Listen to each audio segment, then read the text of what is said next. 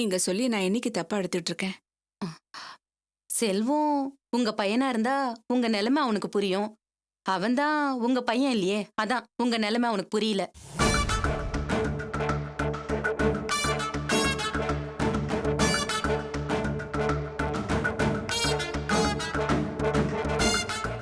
ஆமாக்கா, செல்வம் உங்க வயித்துல பிறந்தவனா இருந்தா உங்களை காட்டி கொடுத்திருப்பானா?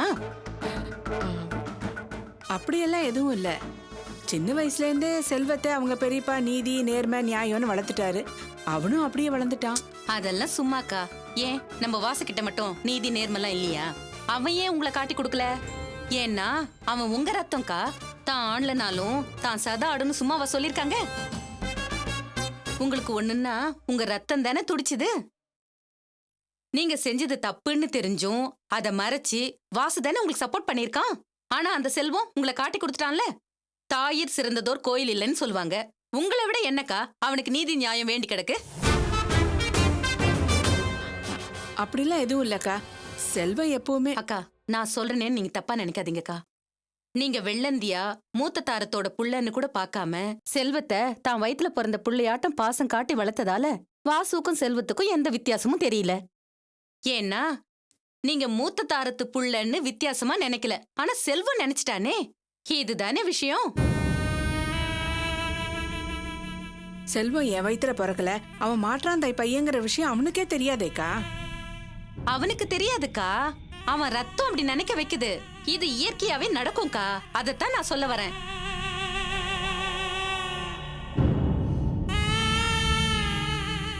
அப்போ நீங்க சொல்ற மாதிரி தான் இருக்குன்னு சொல்றீங்களா? இனிமேலாவது புத்திசாலித்தனமா நடந்துக்கங்க.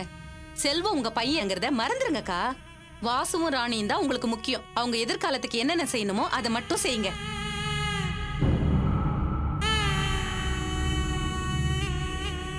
இன்னொன்னும் நான் உங்களுக்கு சொல்றேன்க்கா. அந்த குறி சொல்றவன் சொன்னதெல்லாம் உங்களுக்கு ஞாபகம் இருக்கா? அர்ச்சனா ஏதோ நீசப்பட்ட இடத்துக்கு போயிட்டு வந்திருக்கா. அதுக்கு பரிகாரம் பண்ற வரைக்கும் உங்க குடும்பத்துல எந்த நல்லதும் நடக்காதுன்னு சொன்னார் இல்ல? இப்ப அது சரியா போச்சா? அர்ச்சனா எங்க இருந்தா என்ன ஏதுன்னு கண்டுபிடிச்சிங்களா? எங்கக்கா, இது விஷயமா அர்ச்சனா கிட்ட விசாரிச்சுட்டு இருந்தேன். அதுக்குள்ள செல்வம் வந்து கோவப்பட்டு சத்தம் போட்டான். வேற ஏதாவது ஐடியா பண்ணி விசாரிக்கலான்னு பார்த்தா அதுக்குள்ள இப்படி எல்லாம் நடந்து போச்சே. நான் என்ன பண்றது? அதுக்காக அப்படியே விட்டுற போறீங்களா? என்ன ஏதுன்னு கண்டுபிடிச்சு பரிகாரம் பண்ணாதானே உங்க குடும்ப பிரச்சனையெல்லாம் தீரும். உங்க குடும்பத்துல நல்லது நடக்க வேணாமா? கண்டிப்பா நடக்கணும்க்கா. அப்போ முதல்ல அர்ச்சனா திருச்சியில எங்க இருந்தான்னு கண்டுபிடிங்கக்கா. எங்க இருந்து கண்டுபிடிக்கிறது?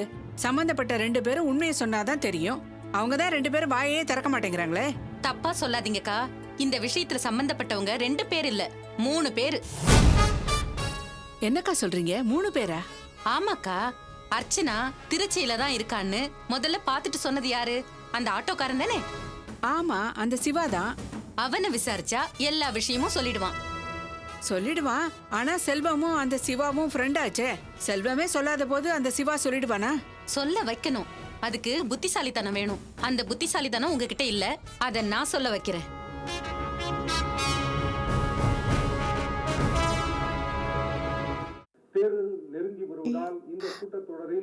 அப்பா பின்னாடி வாங்கப்பா, மறைக்குது. நீ தள்ளி உட்காந்து பாரு. எவ்வளவுதான் முன்னாடி வர்றது?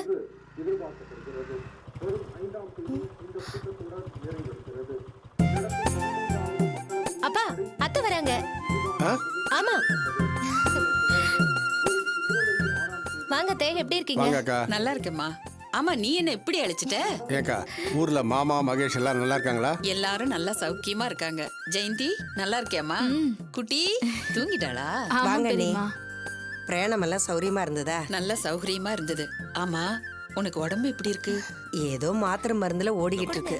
அர்ச்சனா கல்யாணத்தப்ப வந்தது, அதுக்கப்புறம் நீங்க வரவே இல்ல. அடிக்கடி வந்து போலாம்ல. என்ன பண்ண சொல்ற? எனக்கும் வரணும்னு தான் ஆசை. என்ன பண்றது?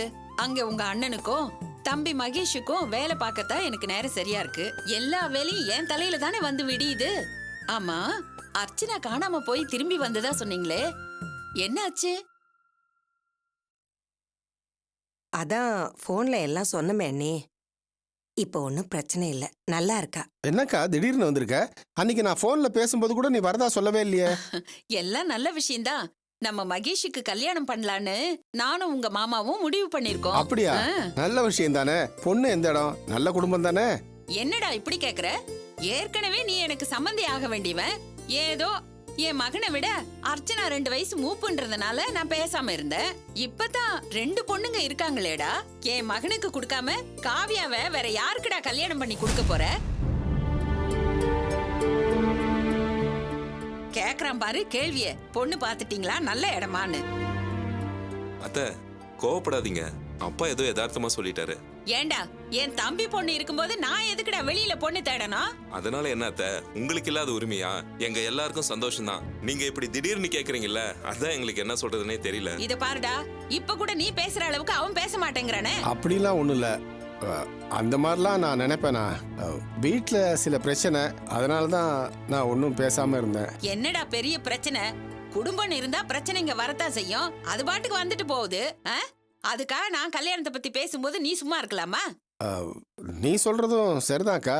பிரச்சனை வேற ஏதாவது இருந்ததுன்னா அதை அப்படியே விட்டுடலாம். ஆனா காவியாவை பத்திங்கும்போது தான் கொஞ்சம் யோசிக்க வேண்டியிருக்கு. காவியாவுக்கு என்னடா பிரச்சனை? ஐயோ அதெல்லாம் ஒண்ணு இல்ல, நீ வந்தது வராதுமா. பிரியா போய் அத்தை காஃபி கொண்டு வா. நீங்க உட்காருங்க, நீ உட்காருங்க. நீங்க அத்தை, கொஞ்சம் உள்ள வாங்க. வாங்க அத்தை உட்காருங்க.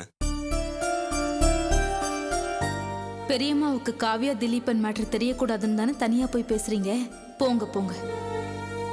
அக்கா உட்காந்துருக்கும் போது ஏதோ பேசணும்னு தனியா கூட்டு வரியே, இது கொஞ்சம் கூட நாகரிகமா இல்ல. அவங்க நம்மளை பத்தி என்ன நினைப்பாங்க? நீங்க தான் நாகரிகம் இல்லாம நடந்துக்கிறீங்க. நம்ம வீட்டுல நடந்த விஷயம் எல்லாம் உங்க அக்காவுக்கு தெரியணுமா?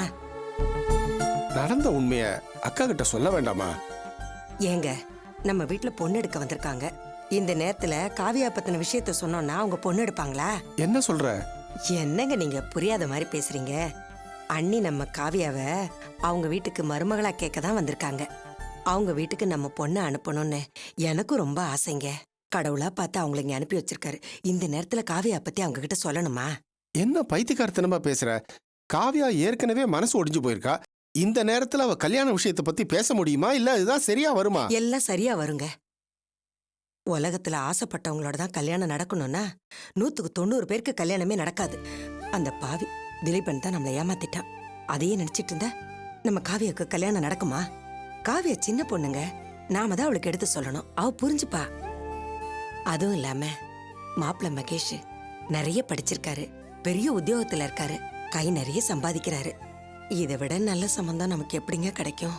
சரிங்க, அப்படியே காவியாவை வேற யாருக்கா கல்யாணம் பண்ணி வைக்கிறோம்னு வச்சுக்கோங்க. அங்க போய் அவ நிம்மதியா இருப்பாங்கிறது என்னங்க நிச்சயம்? அது மட்டும் இல்லாம அண்ணி உங்க கூட பிறந்தவங்க. அப்படியே ஏதாவது பிரச்சனைனாலும் நம்ம எல்லாரும் ஒன்னா உட்காந்து பேசி தீர்த்துக்கலாங்க. இத பார், நீ என்னதான் சமாதானம் சொன்னாலும் அக்கா கிட்ட இந்த விஷயத்தை மறைக்கிறது எனக்கு அவ்வளவா சரியா படல. ஐயோ, இந்த மாதிரி நல்ல காரியம் பண்றதுக்காக சின்ன சின்ன விஷயங்களை மறைக்கலாங்க. அது ஒண்ணும் தப்பு இல்ல. இப்போ இப்படி சொல்ற. அர்ச்சனா விஷயம் என்னாச்சு? செல்வம் ஒரு பொய் சொன்னாருங்கிற காரணத்துக்காக இன்னி வரைக்கும் அவரை நீ மாப்பிள்ளையா ஏத்துக்கிட்டியா? அன்னைக்கு அவங்க பண்ணதுக்கும் இன்னைக்கு நீ பண்றதுக்கும் என்ன வித்தியாசம்? அர்ச்சனா விஷயம் வேறங்க, காவியா விஷயம் வேற. காவியாவுக்கு நல்ல வாழ்க்கை அமையணுமா வேணாமா? சிவகாமி, நான் என்ன சொல்ல நீங்க வரேன்? எதுவுமே சொல்ல வேணாம். நீங்க பேசாம இருங்க, எல்லாம் நல்லபடியா முடியும். வாங்க. நான் சொல்றது. ஐயோ பேசாம வாங்க. வாங்க. குடிச்சிட்டீங்களா? என்ன எல்லாம் பேசி முடிச்சிட்டீங்க போல இருக்கு. நான் என்னமோ நினைச்சு வந்தேன். கல்யாண விஷயத்தை பத்தி தம்பி கிட்ட சொன்னதும் உடனே நிச்சயதார்த்தத்துக்கு ஏற்பாடு பண்ணிடுவான்னு நினைச்சேன். இங்க வந்ததுக்கு அப்புறம் எல்லாம் தெரியுது எல்லாம் தலைகீழல்ல இருக்கு. 2 பேரும் போய் என்னமோ தனியா பேசிட்டு வரீங்க. ஏன் இந்த சம்பந்தத்துல உங்களுக்கு இஷ்டம் இல்லையா? அந்த மனுஷன் அப்பவே சொன்னாரு, நம்ம மகேஷுக்கு இங்கே ஒரு பொண்ணை பார்த்து ஏற்பாடு பண்ணிடலான்னு. நான் ஒரு கூறு கட்டவ. என் தம்பி பொண்ணு காவியா இருக்காளே, அவளும் பட்டணத்துல படிச்சவ, இவனும் பட்டணத்துல படிச்சவ, 2 பேருக்கும் ஜோடி பொருத்தம் நல்லா இருக்கும்னு நினைச்சேன். ஆனா வந்தவள 3வது மனுஷா இல்ல நீங்க மதிக்கிறீங்க. இது சரிப்பட்டு வராது. இது சரிப்பட்டே வராது. நான் இப்பவே உட்காருக்கா. ஏன்க்கா இப்படி படபடன்னு பேசுற? என்ன நீங்க?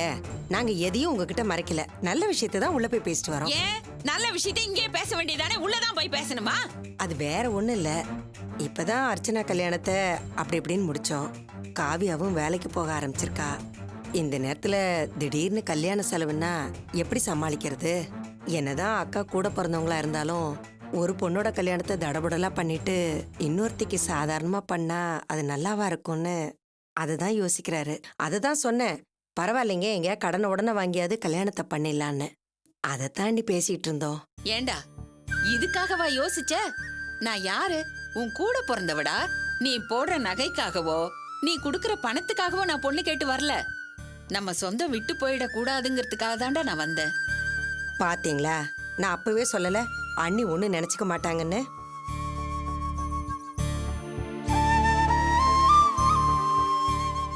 இத பாரு, ஆண்டவன் புண்ணியத்துல வசதி வாய்ப்புல எங்களுக்கு எந்த குறையும் கிடையாது. அவரும் சம்பாதிக்கிறாரு, என் மகனும் சம்பாதிக்கிறான். நீ உன் பொண்ணை கட்டின புடவையோட என் வீட்டுக்கு அனுப்பி வை. அவளை நான் மகாராணி மாதிரி வச்சு காப்பாத்துறேன்.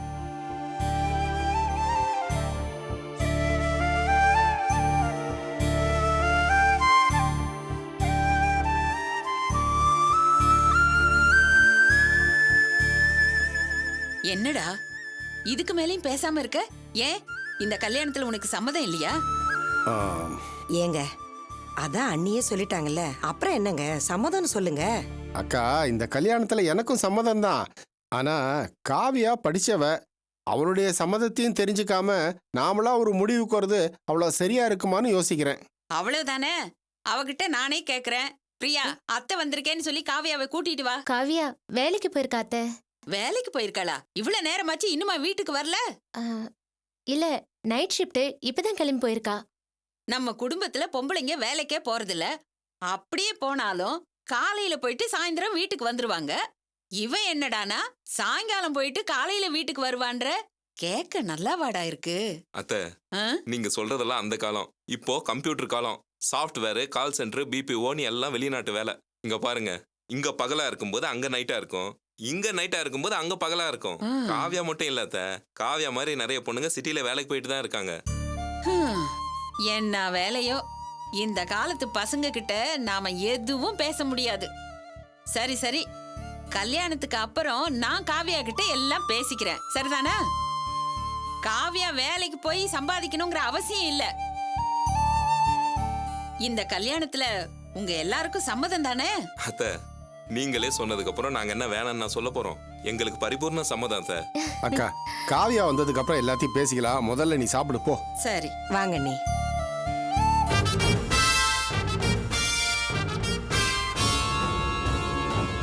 காவியாவை பத்தின எல்லா விஷயங்களையும் மறைச்சிட்டீங்களா?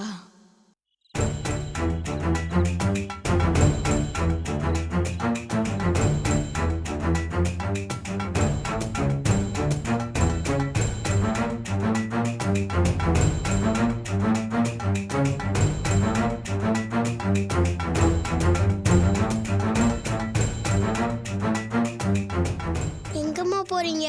நீ தூங்குட, அம்மா வந்துடுறேன்.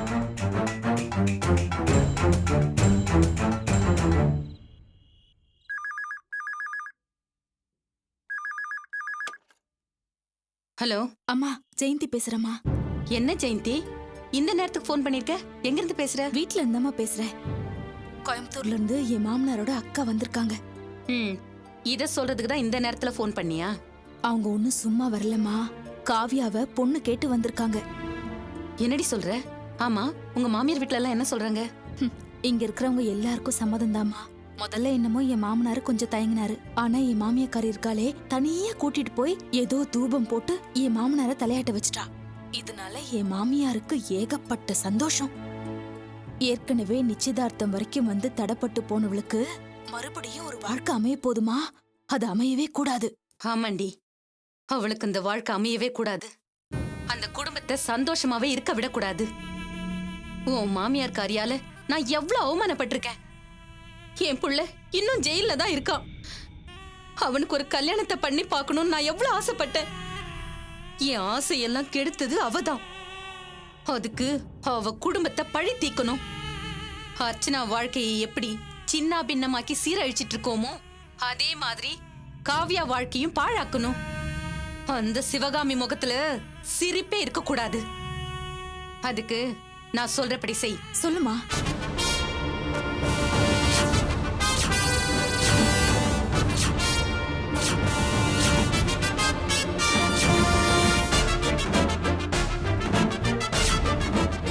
புரிஞ்சுதா? சரிம்மா, அப்படியே பண்ணிடுறேன். நான் வச்சிடுறேன்.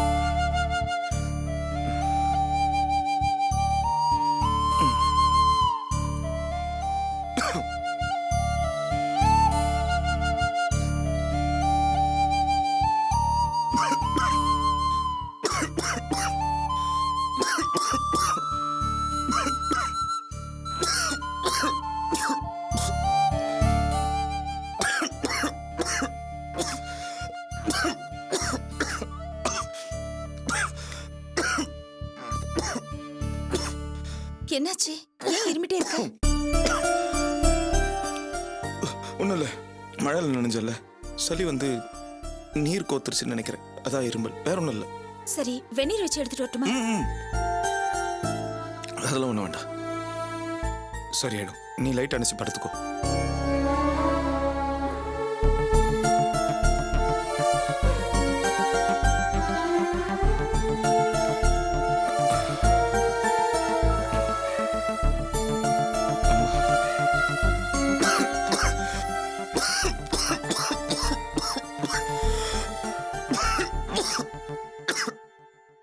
அம்மா,